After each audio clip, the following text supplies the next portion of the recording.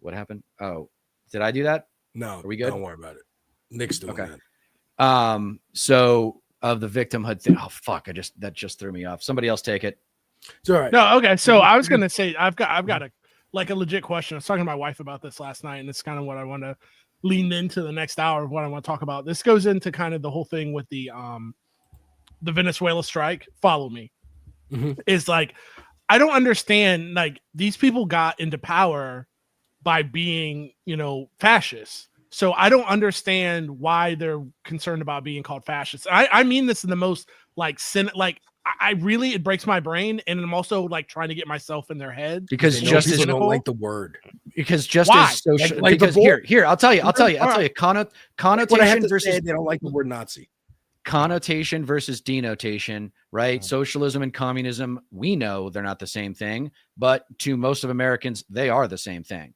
Just as fascism and Nazism is the same thing to them as well, and that's actually more the case. Jeff says no. I want to actually have a different opinion on that. You don't think so? I think that like they like playing around. They're being edgy, and they like dancing around the words like fascist, Nazi, all this other stuff. Yeah. But when it actually starts getting real, when it starts getting in their face, they're just like they don't want the smoke. You know, but why? Okay, that's fucking smoke. I'm not. That's what I'm saying, though. That's what I'm saying, though. They're not actually about it. They're not with real. the Venezuela shit. Like, why do they care?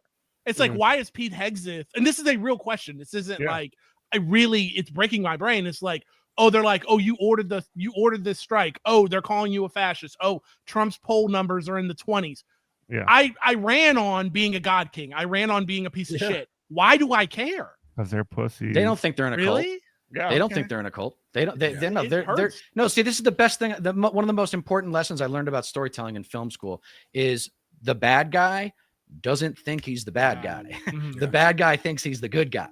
These people are sociopaths. They think America's been waiting for them to get into power to let everyone go, oh, we're free now. We don't have to pretend to care about gay people or black people and tiptoe around words and say that OJ was innocent when we all knew he was guilty.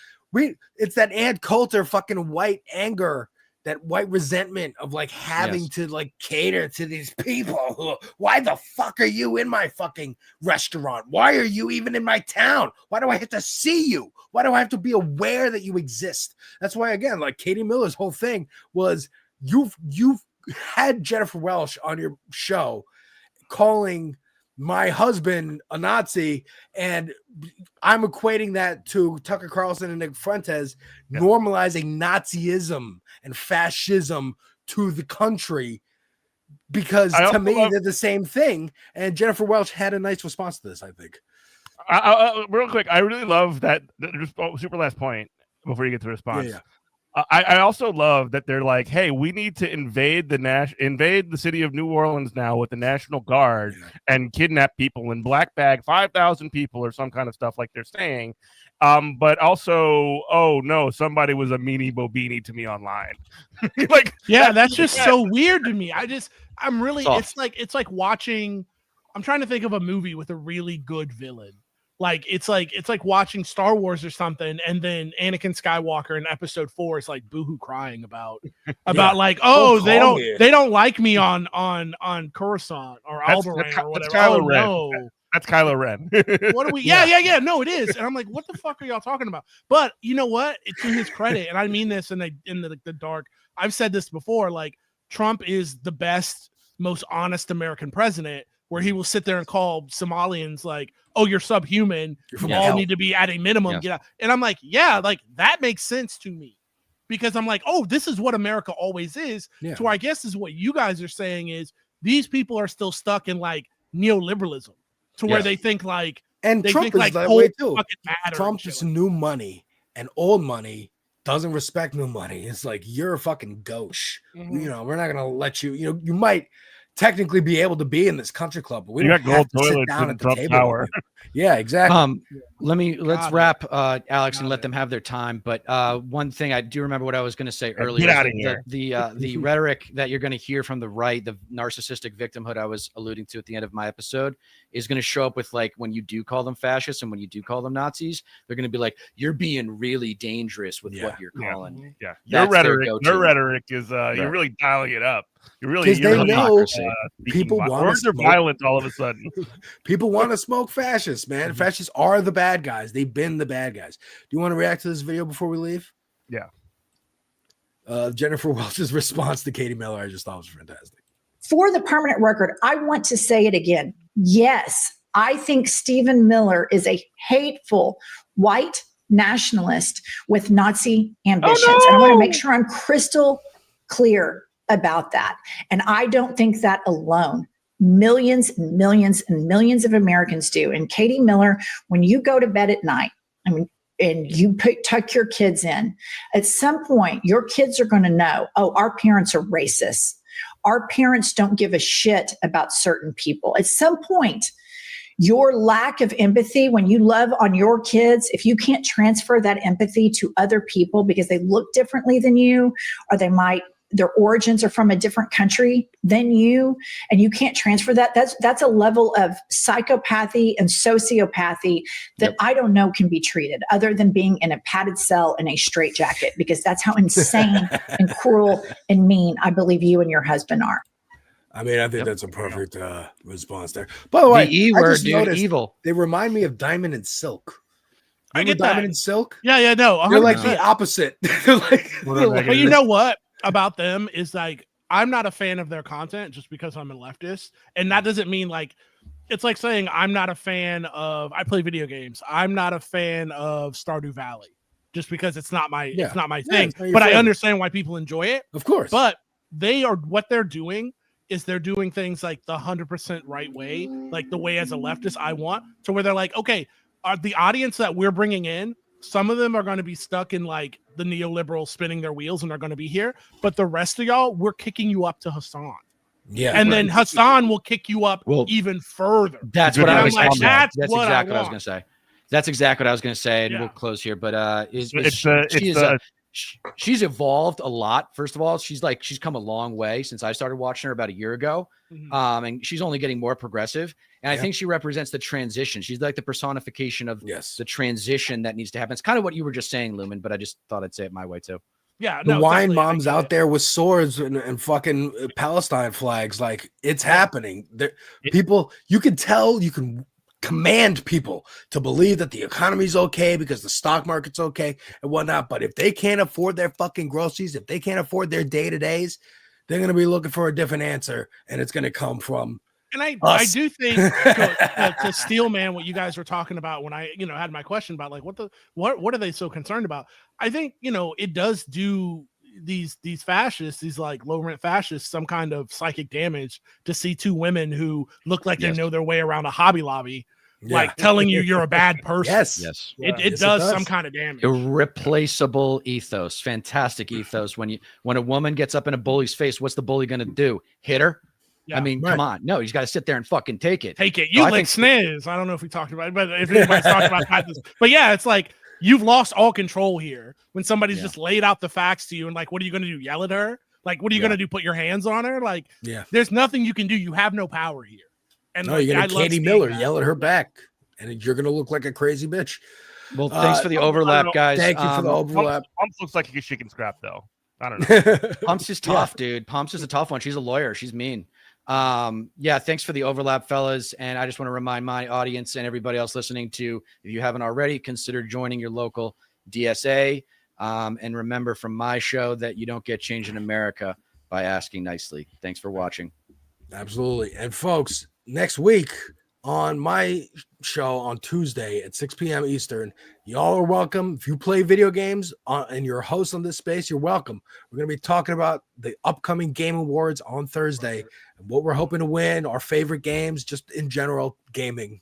Brother, I no longer play video games. I play the video game, which is Arc Raiders. Like, if you're not playing that, you are wrong. All right.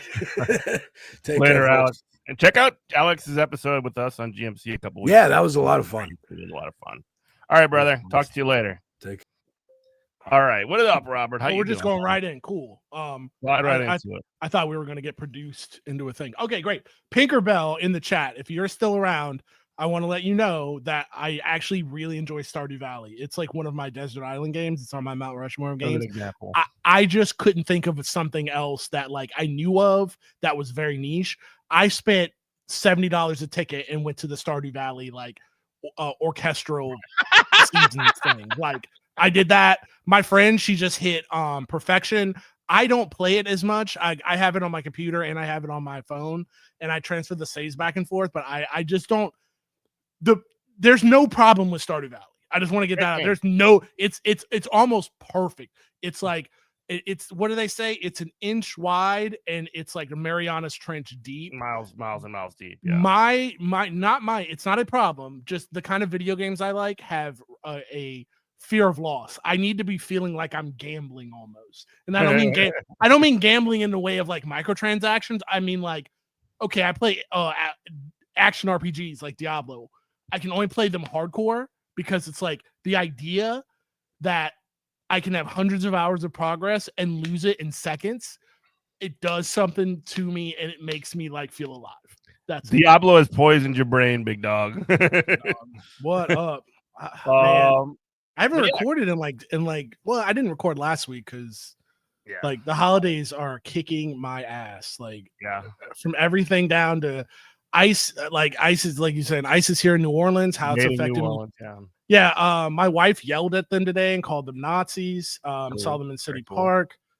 They fucked up my car, and what I mean by that is the guys who fix my car, who only take cash or Zelle payments. They can't do it. They've literally had to like move their whole shop because they're afraid of getting arrested. So it's fucked me up. It's fucked, that's here nor there. They're closing restaurants. They're closing. Yeah, exactly. Absolutely. And people, the dumbest people at my work are like, what the fuck? I can't go to fucking boo boo boo. I'm like, you voted for that, you fucking idiot, you fucking monster. What did I tell you? I literally had this with a guy at work. I go, what did I tell you? I said, it's almost like this country is always run by the most marginalized, slave labor or near slave conditions we can possibly get, and now you can't get a burrito, and now you feel so. It's almost like I was telling you this a year ago, and you didn't want to hear it. It's suicidal, like economically speaking, too, even from like a liberal standpoint, from the perspective of, oh wow, we are actually we're run on slave labor or run on low wage labor, whatever. And you know what we're gonna do now? We're gonna actually get rid of those people that do all of the work around here, and we're just going to collapse our own society. Like that's the decision that's being made. That's the thing. I didn't see how short-sighted they were. Like when I say they, I mean like, why hasn't Capital stepped in and be like, Donnie, you can't do this? They blew it. Capital has deeply discredited itself. The liberals have fallen. The center will not hold. Right. And right now we're literally stepping up into a socialism or barbarism situation. And as we saw last night, I guess in Tennessee, elections ain't going to do it. No, it's even if she would have won, I didn't pay attention to that at all. To be honest, Jeff, I've been like not paying attention. The most political thing I've done, and I don't mean this, if we have some time to talk about it, most political thing I've been doing is playing Arc Raiders. Yeah, that is the most political that game.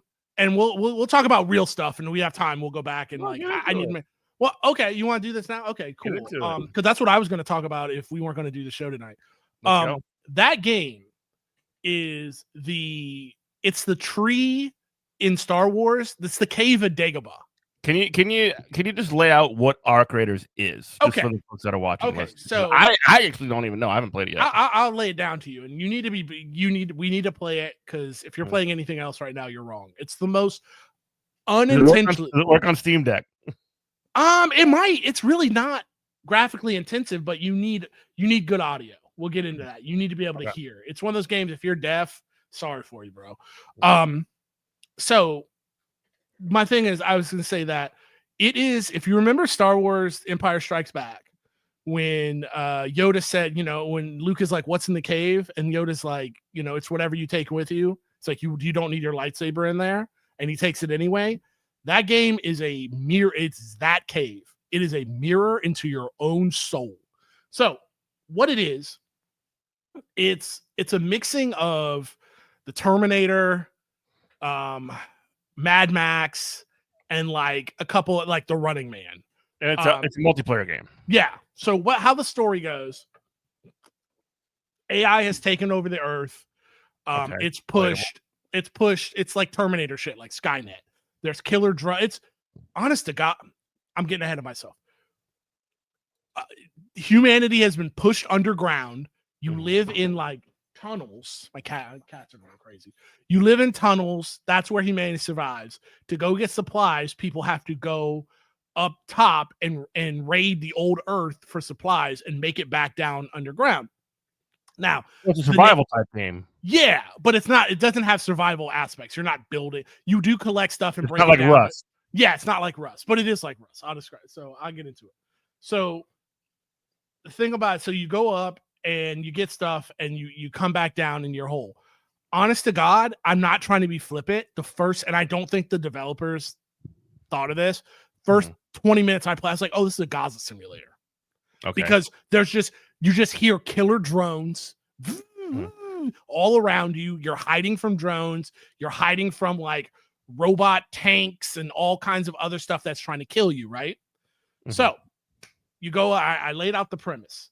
Here's the thing. Now, here's why it gets interesting is because underground, where all the humans have to live, everybody's like, oh, we're against the robots. We have to go do the road. And we're all from these different little cities that are connected by tunnels underground. And it's like, it's supposed to be Italy, but you're all connected in these little cities. And everybody goes up to get their stuff. You're a raider. The robots they're ARC. That's why it's called ARC Raiders. You go up and you try to survive and not get killed by the ARC, and then you go back down. Now, underground, everybody's, hunky-dory, humanity's united. We've got to make sure we all survive, right? When you get to the surface, though, anything goes, like the Running Man. So, because the idea is you're all from these different cities and there's only so much loot and you have to take the loot back. So our goals are not always going to align. So friendly fire's always on. It's full loot PvP. When you kill somebody in that game, you take all of their shit and and now it's yours. And now you have to try to escape and go back. And so you're being hunted by the robots and other players. But that doesn't mean that every player in that game is just trying to kill. No. Because like real life, socialism and communism is OP. It's overpowered. So if people can just put aside their bullshit and their greed and work together, then everybody can get what they need. But if people are like want to step outside of societal norms and just start randomly killing people because they're psychopaths, then nobody can get what they need. Yeah, you might get lucky and screw it up for everybody. You don't even know if the guy you killed is going to have anything good on them. They might not. But if you all work together, everybody, because let's say 20 people are in a map at a time. Let's say you're the baddest mofo that's ever played the game. You're just Shroud, you're Ninja, you're just amazing at this game. And you kill the whole server. You killed 19 other people. You're the last man standing. Great. You can take whatever they have, but you can't carry it all out. So it's waste. So it's like you only have a limited amount of supply of stuff you can carry back. So you can't fully trust anybody, but you can't go around and be a psychopath and try to advance either. So what it's doing is it's showing you, like, without beating you over the head, that libertarianism is this thing of like, oh, I'm a rugged individual. Well, that's great. Sovereign citizen. Yeah, I'm a rugged individual. Don't get in my way. And I'll just take survival of the fittest. Well, that's great because one, there's always going to be a bigger fish, a guy with a better gun, a guy who can play the game better than you, who's going to eventually kill you and take your stuff. Or again, even if you're the best, you can't take all of it with you. So the best thing is to cooperate. So what people have been doing is they've just been naturally cooperating. People will run up on each other, yell friendly, friendly, friendly. ask if they need help, and they'll move on. Now, you can't trust everybody, but you really can't trust. You can't fully trust because at any moment they can kill you. But the answer to that, which I have found, or other people have been like, okay, we're all playing differently. Like we're not in a quote unquote team, but they're meeting up and they're saying, hey, friendly. And they're saying, hey, let's move together and get the stuff that we need and get out. So if you get 6-7 people doing that, all running together in a pack, pretty much it'll shoo away the psychopaths, because the psychopaths are one-offs trying to just kill for fun. Yeah. And they can't do that because they see 6 people. They know it's a gunfight. They can't win because 6-7 people are running up on them. I mean, and yeah, like 6 or 7, like that's usually like a group that like I'll run in that we've all just met spontaneously somewhere. And we're just picking up more people as we go. And I see 6-7. Got you. So you did that one, not me. The thing is about the psychopaths, they can never win if the people who want to form a real civilization and be and do gay space communism are band together and hold the line. They can't win because they can't even cooperate with other psychopaths because they're psychopaths. Yeah. And this game is just people, like, you go online and people are either like loving this game and they're like, oh my God, this is the stories I have, the people I've met. This is so interesting. It's such a great look into like human nature and how society forms. And that's the first thing I thought of when like I was playing last night and a bunch of us just naturally formed together and said, hey, let's figure this out, get our loot and get out. And it'll be a lot easier because people won't be able to pick us off. I'm like, this is what our evolutionary ancestors did. There were so many different species of hominids. The Neanderthals are just one, and the Cro-Magnon, that were bigger, stronger, more aggressive than we are. But at some point, we just said, hey, monkeys strong together.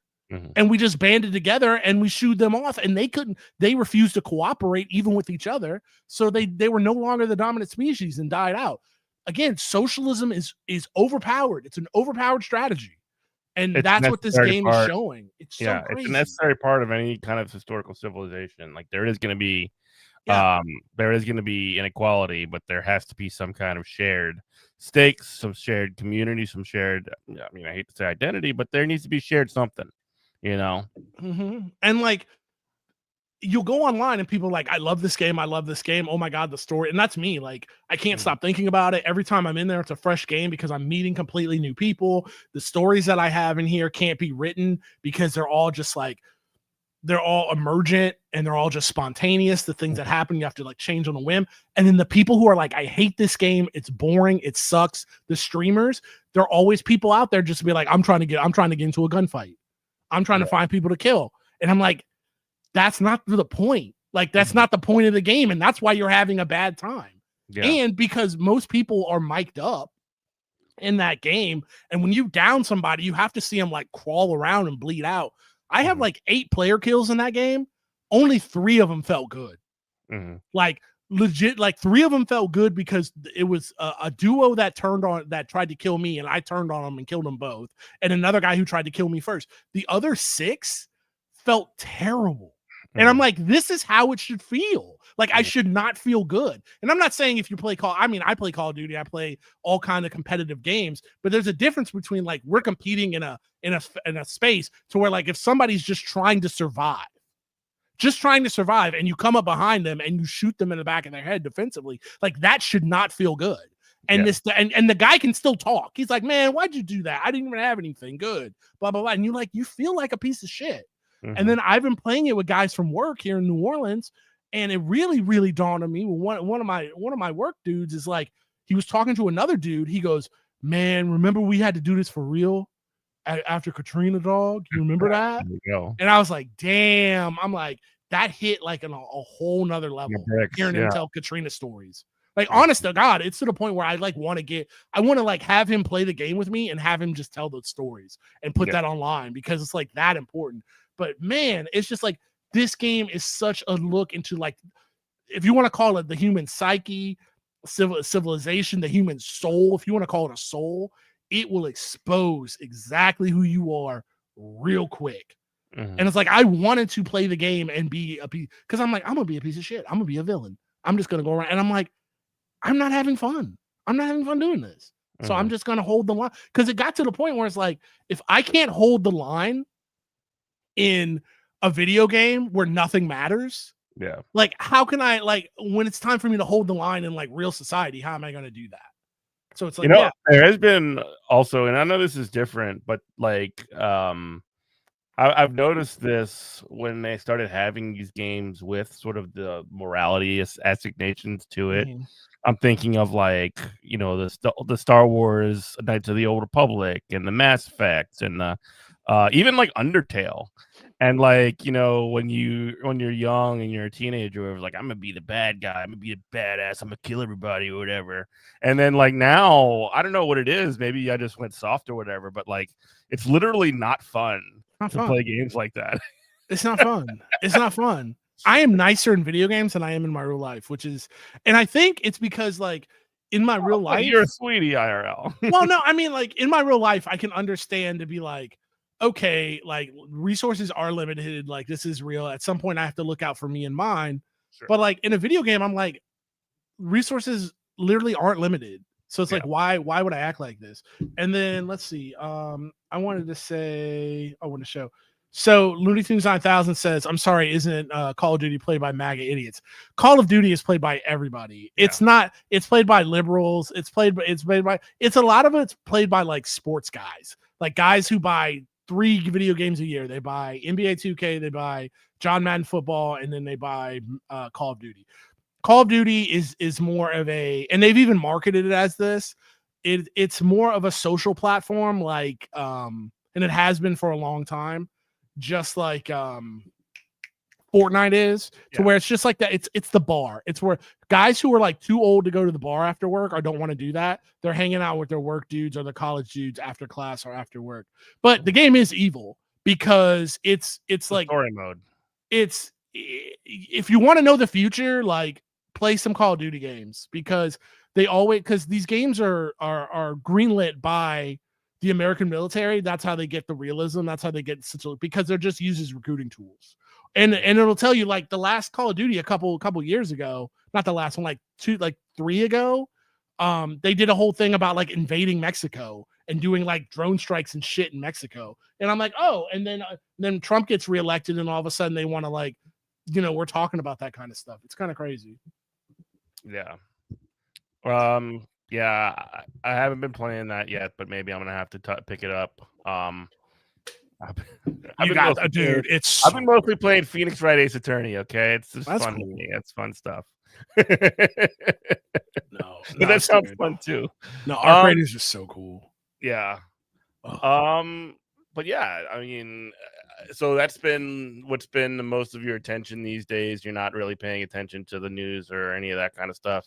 To be honest, like I'm just so like, and this is, I'm not cooler than anybody else or anything, but I'm just so deflated on riding it out. You know, you're like riding out a hurricane for 4 years. I'm just so deflated by electoral politics, and it's like unless something pops off, like I just don't see how things are going to change. And like, I don't know. I don't want to get this space in trouble or say something that's like against like YouTube TOS, but I used to I think you'll know what I'm putting down, and I'm not advocating for anything, but it's just I'm asking questions, because I remember Noam Chomsky used to say like, oh, like we can't have violence, you know, coming from the left because the state has a monopoly on violence. And I'm like, I believe, like that makes complete sense. That makes material sense.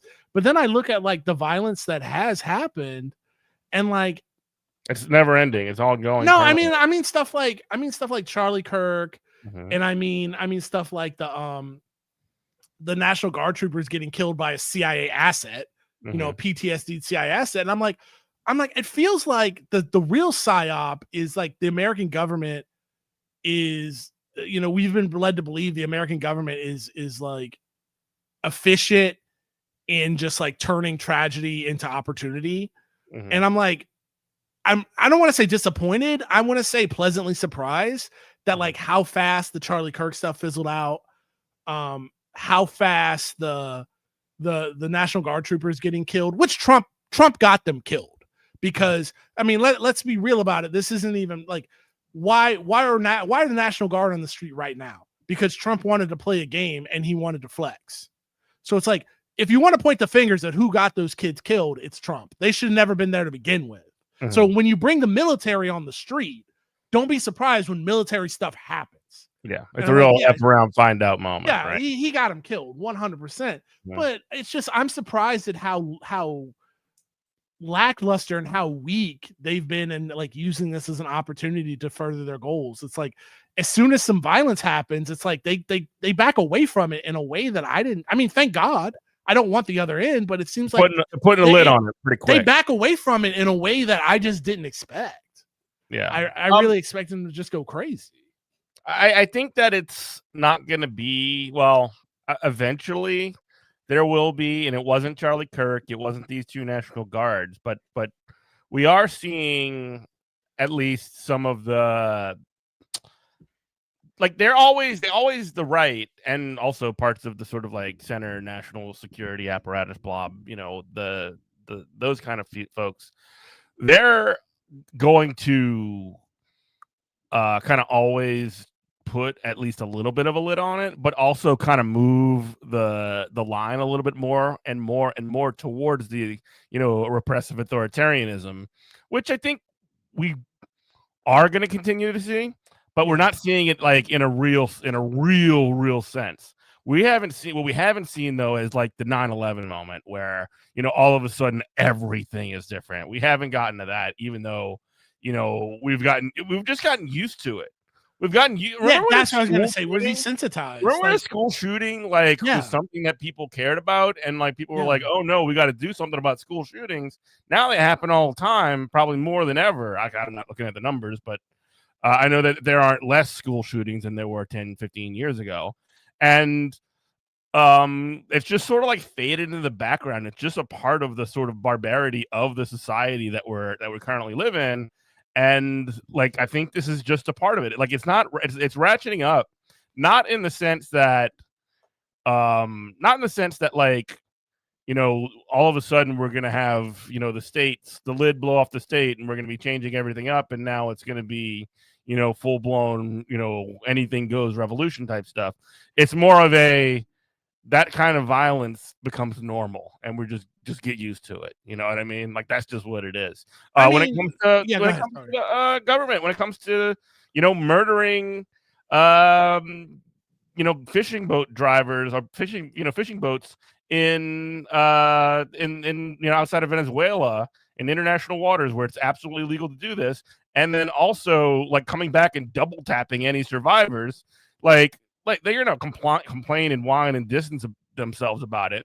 But that's what I'm saying. I don't understand. Like, the thing is that like they're not going to stop doing it. They're going to continue doing it, and they're going to turn up the heat.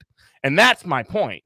Like sure, they're going to like try and act individually to sort of like, you know, turn up that dial, turn up the heat slowly, but they don't want to be the ones that have like been credited with doing it because they are not really about that project, or they're scared to be associated with it in such a direct way, if you know what I mean. Yeah. No, Helen Moreno sucks. But yeah, yeah, she sucks. 100%. She's not. Wait, yeah. Even though Helena Moreno, because our new mayor is a Democrat, you think she'll be corrupt? I mean, like, Didi was a Democrat. Yeah, she sucks. She's not going. She's not going to not nationalize, but she's not going to municipalize energy, which that's the thing she ran on, and she's absolutely not going to do that. Wait, but oh man, I'm so. But yeah, that's the thing. I'm just really having a hard time. Not having a hard time, just like emotionally. It's just like I just don't understand it. Like, there's a disconnect. You're doing the thing. Like, what rule book are these people playing by? Because it's like the thing, everybody's like, you know, when Charlie Kirk got murked, everybody's like, you know, the dumbest guy you know is like, oh, you're gonna see now, blah blah blah, and then like, nah, we are Charlie Kirk. You know, it's like, and you know, and for Pete Hegseth to be out here, be like, kill them all, let God sort them out, kill every Venezuelan fisherman in international waters, and for them to be like, well, I didn't say that. I'm like, what is this, dog? Like, Well, to quote Mobb Deep, ain't no such thing as halfway crooks. Like, well, you've got the power. Like, why are you being weird about this? Like, we kill people all the time, everywhere. It's less about the individuals that are going to be, involved in it and their reputation and things like that, and it's more about advancing the project. So, is America and is American foreign policy more fascist than it is without Pete Hegseth, for example? Absolutely, it is. Now, he himself is going to act within the same liberal bubble that everybody else is. It's the old chestnut of, like, in a liberal society, everybody's a liberal. The liberalism is the water in the fish tank, and they're going to function throughout those ways and get away with what they can to advance their project, but they still have to sort of operate under and along those mores. You see that from Zoran Mamdani himself too all the time, just kind of like backing off of things like, abolish the police and stuff like that. Or he's not just sort of like in playing La Marseillaise or any of the Soviet national anthem or the Internationale, in New York City on his election. He can't really do that because you have to operate in such a way that Joe Schmo, who doesn't pay attention to this kind of stuff, doesn't think you're that weird or that much more weird than anybody else on there.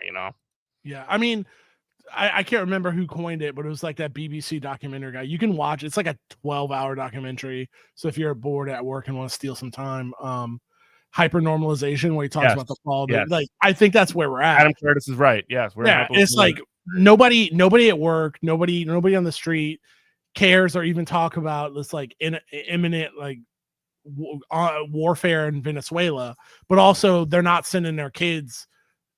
They're not sending their kids to the recruiting station to look for a job either. Yeah. And in fact, people are just like, I don't care either way.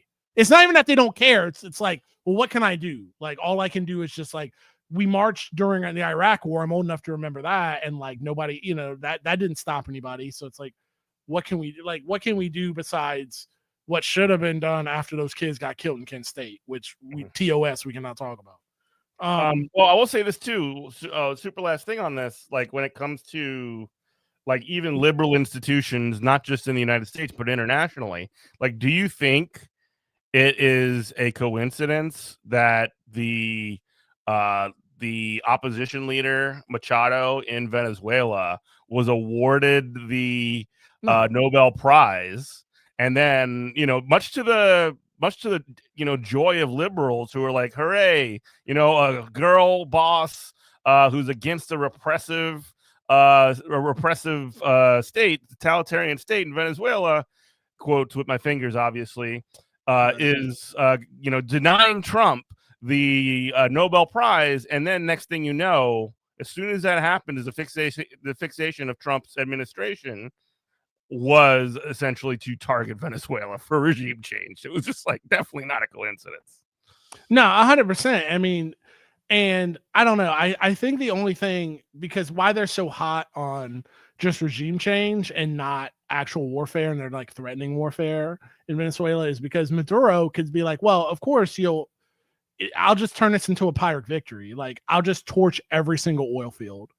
Because that's the whole reason you care about Venezuela is because of the oil. And then also like to show like the hypernormalization of it all. China and Russia buy so much oil from Venezuela, especially Russia now, because Europe won't sell them oil, and they're not saying anything about this either, which is like, that should be one of the things, is like they should be a bulwark and be like, hey, leave our gas station alone.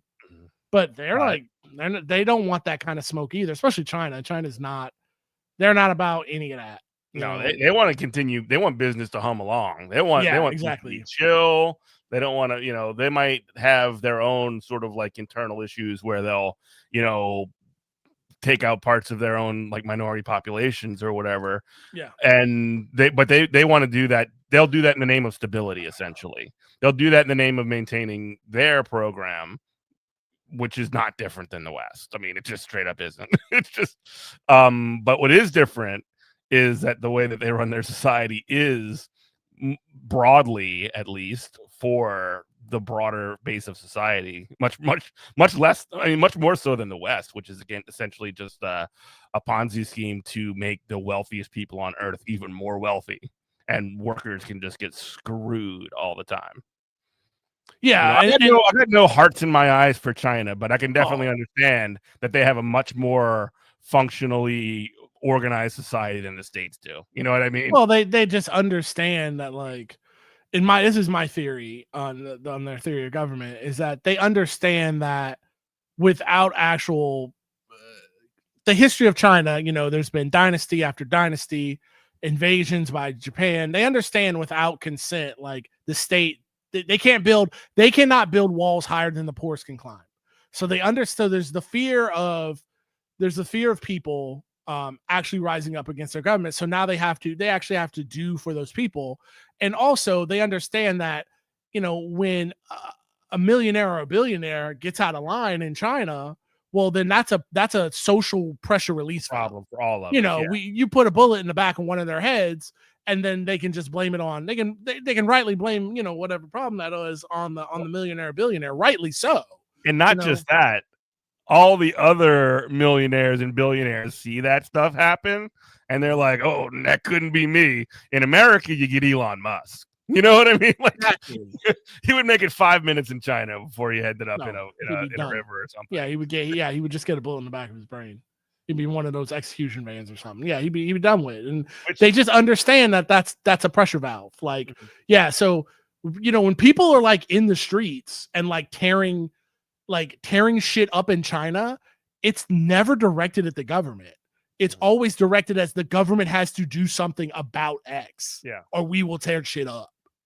And so that's just a release valve for them. I completely, I'm down with it. I mean, it's a lot better than the system we have here. I much rather live in a place where I know where the lines are than this fake fucking bullshit matrix, that we call a country here, where it's like, they tell you one thing and then, obviously that's not the case. Well, yeah. Again, you allegedly have the right to like speech in this country, but also you can get thrown into a prison for exercising those rights. Or yeah, you can... I know people who got fired for putting Charlie Kirk quotes on fucking Boomer Book.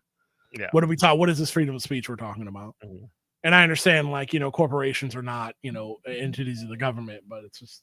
But also, I mean, yes, they are. I mean, like, let's not like. Okay, fair enough. I would say that they are, because they receive so much subsidies from the government and there's so many contracts that are made between the government and these corporations that they're not part of the government in name only. Like SpaceX, that's a part of the government essentially, only organized in such a way to make Elon Musk rich. You see what I'm saying? Oh yeah. Mm-hmm. No, you're 100% right. Like, these corporations are just subsidized, but it's just interesting to me that, I don't know, man. Like, it's interesting to me that we're just, as a population, we just have so much apathy, and I'm guilty of that too. Like, why aren't I out there like fighting with ICE agents right now? Because I think it would just be by myself and wouldn't do any good. What good would it do? So I think everybody has that same thing, but it's just like, we have apathy in both directions. Like, American jingoism is absolutely dead, but now we're just in a place where we don't even think we can be exceptional. Like, we can't even, like, we're like, oh, this is America. You just can't have nice things here. America is exceptionally bad. Yeah, that's where we're at. Exceptionalism still exists. It's just that the exception is that America sucks. It's just so interesting, dude. I just don't. Yeah, it's just the apathy is killing me, and I just don't know what's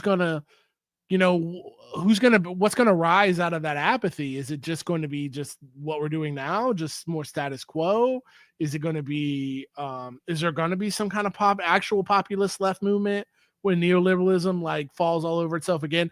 And it's like, what's the point? Like, go back to my electoral democracy thing. You've got Chuck Schumer and Hakeem Jeffries saying, well, we're not going to even investigate if we win the midterms. We're not even going to investigate Pete Hegseth at all. And I'm like, then what is the point of any of this? Why do you exist? Yeah, why do you exist? Why do you exist? Like, why do I care? Like, why Why am I going to waste my life? I got Arc Raiders to play, bro. Why am I going to waste my life energy? I don't even have to stand in line to vote. Why am I going to go to a polling place to vote for any of y'all? I'll say this too. This is again, there have been periods in our history where not only would there be a challenge to this kind of behavior, not super often, obviously, but like it would be somewhat bipartisan. At least it would at least be investigated. Not to historicize or romanticize the past or whatever, but it really, when you look at something like especially post 9/11, I mean, you remember Obama essentially, I mean, he didn't endorse necessarily, but he essentially signed off on basically all of the things that George W. Bush did when he started 2 wars. That's what I was going to say too. To implement a torture regime. Yeah, exactly. That's what I was going to say too. Before it left my head, is like, okay, Pete Hegseth is out here backpedaling about, not even doing war crimes, just doing crime, murdering people in Venezuela. That he's backpedaled. But like Obama, liberal ass, weak ass, bitch made ass, Obama, out here violating the Constitution, violating American law, not even international law, American law, illegally drone striking American citizens. He was like, yeah, I did that. And here's why. Yeah. He implemented an entire assassination regime. How are you more bitch than Obama, dog? I don't understand this. Aren't you the tough guy? Aren't you the fucking Fox News guy? Aren't you badass? How are you more bitch made than Obama? I mean, I don't understand this. He just is. I mean, like, I don't know what to tell you. He's just bitch made. He is. Like, what? Like, you're just weak, dog. Like, when the Reichstag fire happened, Hitler wasn't like him and Han asking for unity. Oh, guys, yes. He was like, hey, guys, we should all... He wasn't concerned who was on his team or not. He was concerned with who had the guns and who was in the street. Yeah. How can we capitalize on this situation? It just blows my mind how, like... And I'm glad. I'm so happy that it's not like that, but I'm just this strain of fascism is just neutered. Weird. Yeah. It's so weak. Thank God. You brought up a question earlier of like how the left movement can, essentially build up. And again, that's something that needs to be constructed through. And I say it all the time. We need to build up our union density. We need to have organizations like, be it DSA or whatever your flavor is of what it is that is organization, right? If it's not DSA, it could be something else, but there has to be some kind of working class institutions, be it unions, be it churches, be it something that holds it all together. When people are on this, I mean, all the time, you'll see like we need to have a general strike or whatever. And I'm like, okay, I do agree with that. But then like, what is the mechanism that organizes that? Who's in charge here? What is the process for making this happen? Because if you don't have at least a plan to make that happen and buy-in from enough people to actually build that critical mass that can actually shut down the entire economy for extended periods of time, so much to the point where the capitalists will say, uncle, if you don't have a plan to get there, and it's got to be a real, concrete, tangible plan that includes real organizations that do exist, not ones that exist in hypothetical spaces of your mind or whatever. How do you take things that are real and turn it into that? And that's the task, that's the task that, a lot of the online leftists that you like to see, who like to call for a general strike or whatever. Did I just say general? You did. I was gonna let it go. General strike. I let it go. General strike. But it's way easier to just shout it on Twitter. It's just when you don't see a plan to actually make it happen. And it's sad that people kind of get this way, but like if you don't see a plan to actually make it happen, if you don't see a pathway to actually making it happen, you just yell at people on Twitter to make you feel good. Well, okay, so here's the other side of the argument, and I ran into this IRL out in the street. I ran into an actual New York carpetbagger who moved here because it's so cheap, an abundance guy. Oh, yeah, Ezra Klein. He works for like Ezra Klein, and he was trying to be like, oh, we need like, and he's like, he's like, are you political? And we had a whole thing. He found out, we got a podcast, and he's like, oh, we should. I'm like, absolutely not. I hope you're listening. I'm like, absolutely not. But like, I want to hear your world. I want to hear your theory of change. And he said that same thing that you just said. But my retort to that is, and I told him straight up, I said, I don't trust you. I don't think that I think that your whole idea is like having to need a plan for every single damn thing. I trust you, Jeff, but I'm saying this abundance guy can go jump into Mississippi. Like, I'm like, for you're trying to meeting people to death. So nothing ever gets done. Well, and so instead of moving in any direction, you just want to keep going on and paralyze people. Because I said, and here's the thing, I said, when we have to decide, when we want to kill fishermen and call them narcotics drug runners in Venezuela, that just gets done. When we want to go drone strike Americans under what Obama did, that just gets done. When we want to fund a genocide, that just gets done. Nobody's asking where the money's coming from. Nobody's asking what needs to be cut, what programs need to be cut so this can be funded. It just gets done. So if we have that same energy for things that actually help Americans, we'd be in a much better place instead of just sitting here and having death by committee. That's my retort to what you just said. Well, sure. And to what I would just say is that these things are possible. They can be built up, and it is going to take a certain amount of time. I mean, we did at least get a step down the road with Zoran. Now, is that going to actually be something or not? We'll see. But I mean, again, they have organization, they have money. We don't. You know, and this is my thing about Zoran Mondami. Like, if he was sitting here, I'd be like, I would tell him to his face, I'm so glad you won. I like, you're cool. You're a cool person. And like, blah, blah, blah, blah, blah. I trust you, whatever, but I don't trust the political system that you're involved with. And that doesn't mean you shouldn't even be involved with it. But what my point is that I think if he was in front of me, I would say, I think of you the same way that Chuds think of Trump. You make people mad and you make people wet themselves. I like that. Yeah. Well, cool. I mean, I like that too. So you make all the bad people cry. Therefore, I'm down with it. I will say this: there's a difference in intentionality with Zoran. I mean, and you can tell that this was the case when he went to maybe it wasn't, but like when he went to the White House and he was actually like had this extremely positive whatever with Trump. Like, it did piss off all the weird, freak people, but like, the whole point of it, the whole objective was to essentially say, hey, we're trying to get this affordability agenda through, and that I think made him look very serious in terms of how things are, and also made Trump look like he just like was in love with Zoran or whatever. I have never seen that. Was so weird. It was so weird. I don't know if we talked about it. I can't remember. The days were running together. But like, I have never. I'd like to think of myself as a layman's historian. I know a little. I know a little bit more than the guy who just watches 9-hour AI made Roman history documentaries on YouTube, right? But like, I have never seen somebody have to like come to the king's court and then like, not only did he not kiss the ring, like his ring got kissed. Yeah. Like, I'd have to really look and see, like, has anything like that ever even happened in history? That's so weird. And you have to ask yourself the question why that happened. It's not just that Zoran is so personally charming or whatever, or he flattered Trump or said the things that Trump wanted to hear behind closed doors or anything like that.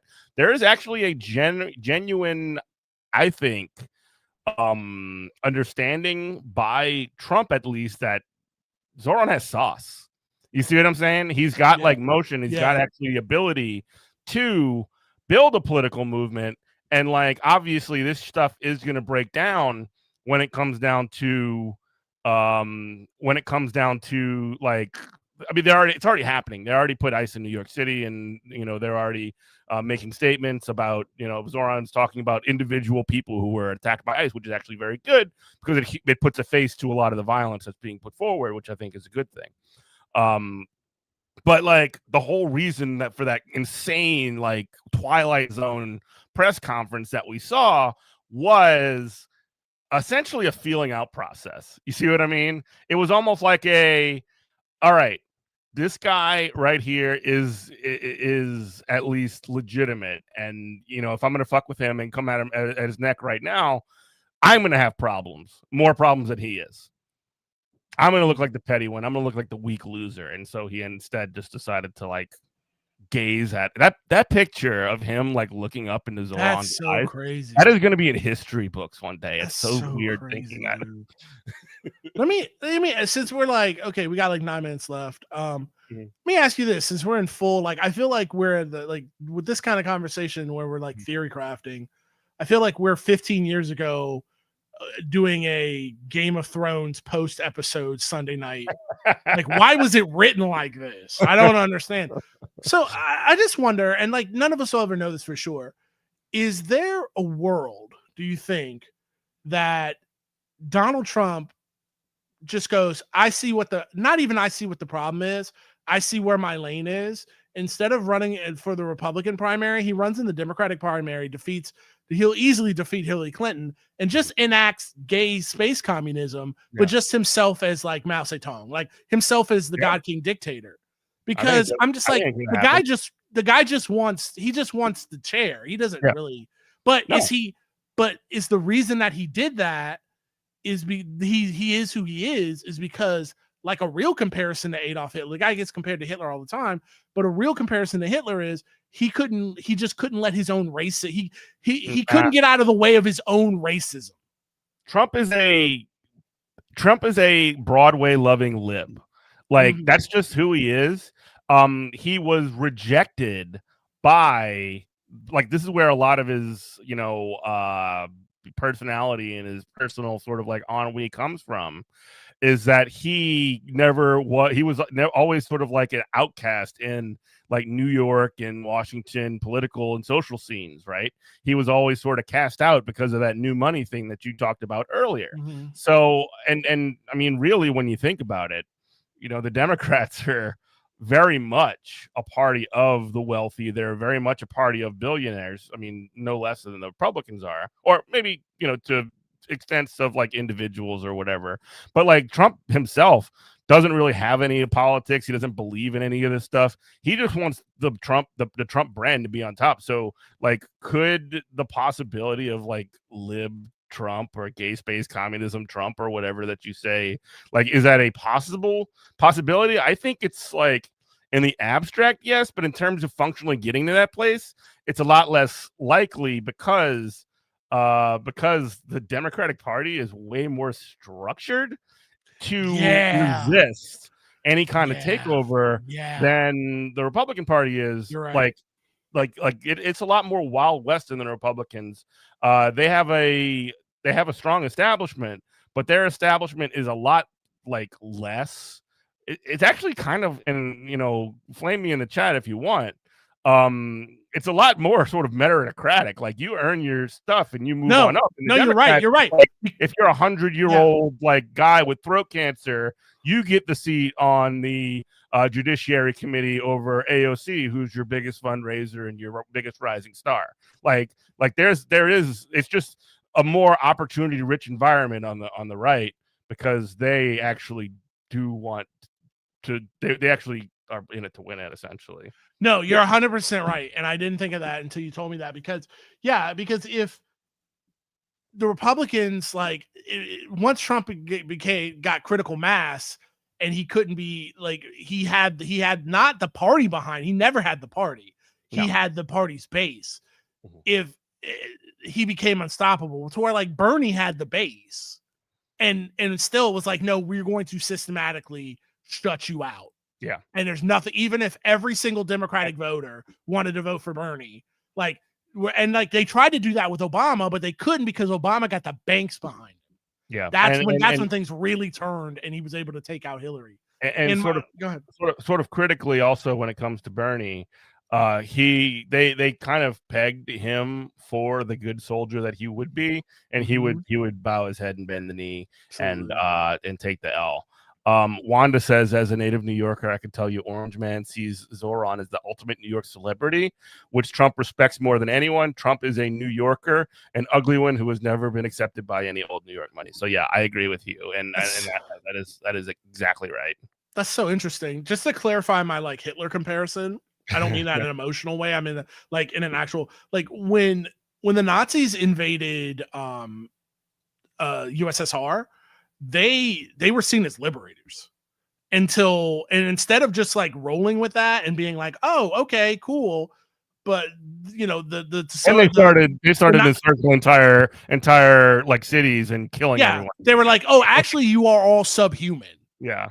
And then so they're like, so pinned between, you know, Stalin being like not one step back, and then Hitler's like, we're going to kill all of you. Yeah. They chose not one step back and won. So it's like, it's that's what I mean by the comparison to Hitler there. But if he just couldn't get out of the way of his own racism. So weird. Like, but yeah, that, I mean, I find that like a fascinating, I don't know. I think it's in my head because at work today, I had all these kind of what ifs. Like I had The Godfather playing. Godfather's free on YouTube. So I watched like I had like 1 and 2 playing in the background when I was like doing office work today.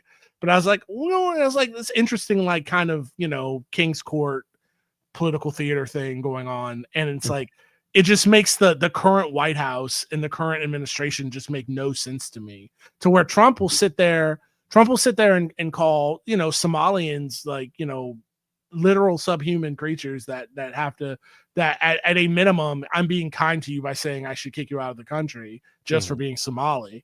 And on the other end of that, you've got that at the top, but then underneath him, you've got all these like kind of just like neoconservative weak ass libs who are just like, I didn't call in a strike on fishermen, and if I did, it was good, but I didn't. It was this other guy, and like, bro, you are not built for this. Yeah. You're not built for evil. Go sit down. Well, and again, like that is the case of Trump being like his administration, at least exit. He's not some like hardcore badass, like old sword general. He's a Fox News TV guy, right? Kash Patel is not some sort of like a J. Edgar Hoover type figure as he sits in charge of the FBI. He was a podcaster. You know what I mean? Like he's sort of populated his administration with people that that talk about him good on media, who are like suck his dick on media. You know, it is really crazy just seeing like you thought the first Trump administration was reality TV. Oh, buddy, this one is crazy. Like super duper reality TV. It's nutty. We do got to jump though. Yeah, we got to go. So it's been fun. You can check out Good Morning Comrade anywhere you can download podcasts. That's where we're at. I am on Twitch whenever I feel like it. Maybe I'll Twitch some, I don't know, at Lumin Cast on Twitch. Whenever I feel like it, maybe I'll play some Arc Raiders. Also Lumin on YouTube. Anything, Lumin, anything you want to pump, Jeff, while we're here? Follow me on Twitter at Eminent Prof. Oh, yeah, here on that X. On the other one too, the Blue Sky, the Butterfly app. But like mostly listen to GMC. Follow us on Twitch and YouTube. You can catch all of our shows there and all the podcast stuff. And if you're in the New Orleans area, do not play with Nazis if you're in the New Orleans area. Yeah, that, and then also listen to Good Morning Comrade, WHIVLP New Orleans FM. We love you. Bye-bye. Bye.